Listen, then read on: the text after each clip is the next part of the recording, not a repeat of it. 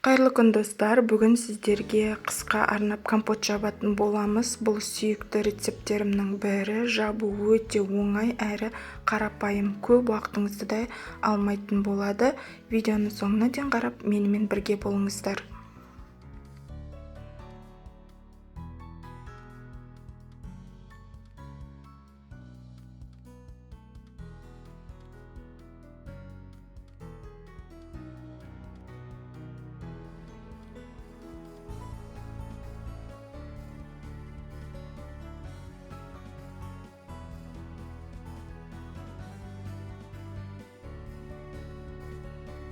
Бізге қажет 1 кг алма және 1 кг қара өрік қажет болады.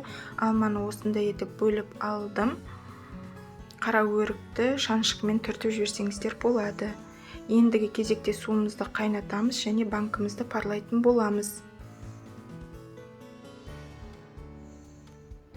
Мінекей біздің банкамыз парланып болды. Енді осының үстіне алмамызды және қара өрігімізді өзіміз қалағандай жаңағы мөлшерде сала берсеңіздер болады. Көп салсаңыздар да, аз салсаңыздар да. Менде 4 банка шығатын болады. Және оның үстіне 250 грамм секерімізді салатын боламыз.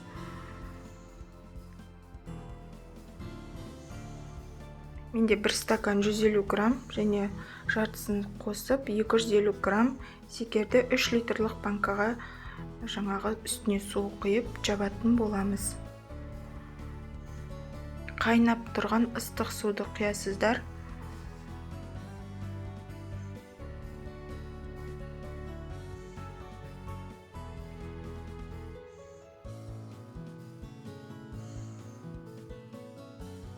Ыстық суға салынып алынған крышкамызды бетіне жабамыз.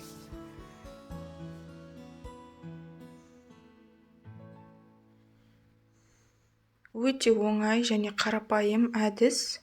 3 жылдан бері осы әдісті қолданып келе жатырмын. Ешқандай да банкам бір атылып, жарамсыз күйге келген емес.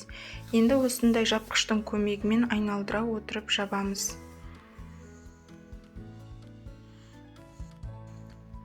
Өзіме қатты ұнайтын компоттардың бірі осы қара өрік пен алма қосылған. Басқа да компот түрлерін жабатын боламын, оны алдағы уақытта көретін боласыздар. Мінекей енді тексеріп, секерімізді ерітіп, осындай қақпақтың айналасында жаңағы дұрыс жабылғанын тексеретін боламыз.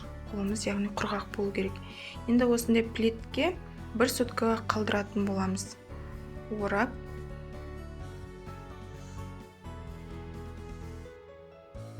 Мінекей біздің компоттарымыз дайын болды. Секері толықтай еріген, өте әдемі әрі дәмді болып шығады. Жасап көруге кеңес беремін. Егер менің арнам сіздерге ұнап жатырса, арнама тіркеліп, лайк басып, пікір қалдыруды ұмытпаңыздар. Және өз достарыңызбен бөлісуді де ұмытпаңыздар. Сіздермен болған Замира. Келесі кездескенше сау болыңыздар.